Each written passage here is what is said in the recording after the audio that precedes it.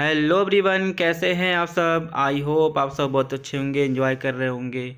दोस्तों, study with सुशील गौर के YouTube channel पे एक बार फिर से आपका बहुत बहुत स्वागत है। दोस्तों, मैं आपको सुनाने जा रहा हूँ दो हंसों की कहानी। तो आइए स्टार्ट करते हैं आज की कहानी। दोस्तों, आपसे एक रिक्वेस्ट है कि इस वीडियो को लाइक और चैनल को सब्सक्राइब जरूर करें। तो चलिए शुरू करते हैं आज की कहानी। बहुत पुरानी बात है, हिमालय में प्रसिद्ध मानस नाम की झील थी। वहाँ पर कई पशु पक्षियों के साथ ही हंसों का एक झुंड भी रहता था। उनमें से दो हंस बहुत आकर्षक थे और दोनों ही देखने में एक जैसे थे। लेकिन उनमें से एक राजा था और दूसरा सेनापति। राजा का नाम था धृतराष्ट्र और सेनापति का नाम सुमुखा था। झील का नज़ारा बादलों के बीच स्वर्ग जैसा प्रतीत होता था।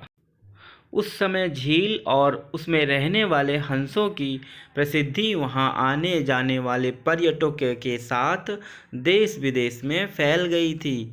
वहां का गुणगान कई कवियों ने अपनी कविता में किया था, जिससे प्रभावित होकर वाराणसी के राजा को वह नज़ारा देखने की इच्छा हुई। राजा ने अपने राज्य में बिल्कुल वैसी ही झील का निर्माण करवाया और वहाँ पर कई प्रकार के सुंदर और आकर्षक फूलों के पौधों के साथ ही स्वादिष्ट फलों के पेड़ लगवाए। साथ ही विभिन्न प्रजाति के पशु पक्षियों की देखभाल और उनकी सुरक्षा की व्यवस्था का आदेश भी दिया। वाराणसी का यह सरोवर भी स्वर्ग जैसा सुंदर था, लेकिन राजा के मन में अभी उन दो हंसों को देखने की इच्छा थी जो मानस सरोवर में रहते थे। एक दिन मानस सरोवर के अन्य हंसों ने राजा के सामने वाराणसी के सरोवर जाने की इच्छा प्रकट की, लेकिन हंसों का राजा समझदार था। वह जानता था कि अगर वो वहाँ गए तो राजा उन्हें पकड़ लेगा। उसने सभी हंसों को वाराणसी जाने से मना किया, लेकिन वो नहीं माने। तब राजा और सेनापति के साथ सभी हंस वाराणसी की ओर उड़ चले। जैसे ही हंसों का झुंड उस झील में पहुंचा तो अन्य हंसों को छोड़कर प्रसिद्ध दो हंसों की शोभा देखते ही बनती थी।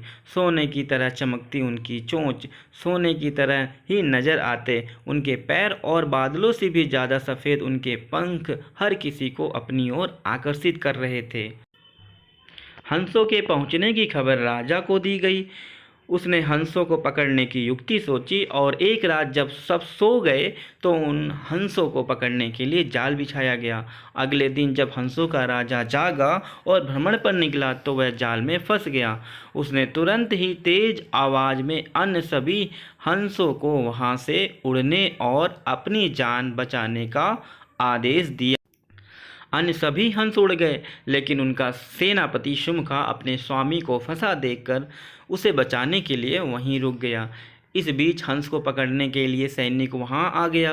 उसने देखा कि हंसों का राजा जाल में फंसा हुआ है और दूसरा राजा को बचाने के लिए वहां खड़ा हुआ है। हंस का स्वामी भक्ति देखकर सैनिक बहुत प्रभावित हुआ और उसने हंसों के राजा को छोड़ दिया। हंसों का राजा समझदार होने के साथ साथ दूरदर्शी भी था। उसने सोचा कि अगर राजा को पता चलेगा कि सैनिक ने उसे छोड़ दिया है तो राजा इसे जरूर दंड देगा।